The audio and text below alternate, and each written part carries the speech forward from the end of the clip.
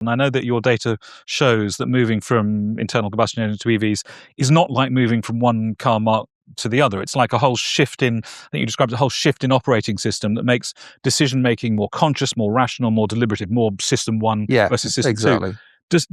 Does that shift that everyone's going to have to make mean that the mental shortcut of brands and brandings is less important or is going to have to change? I don't think it has to change, but it's definitely having less impact on that. So, the traditional car buying model is that everyone's walking around with a kind of mental shortlist of vehicles and brands that they can potentially see themselves in. And the marketing effort was really about trying to latch onto that and drive somebody through that shortlisting process.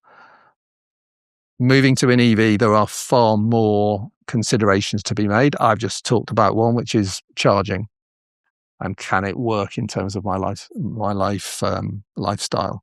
So it becomes a far more deliberate cognitive process, more steps, more jobs to be done.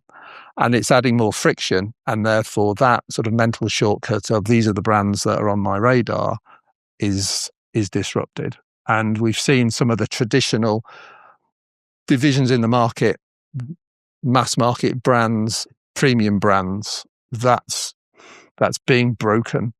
So that, we've seen people buying the Skoda Enyaq coming in from Mercedes, coming in from BMW, coming across from Audi, from our own portfolio, because people are looking at the products in their own right and being less driven by that sort of previously established. These are the sort of brands I work with.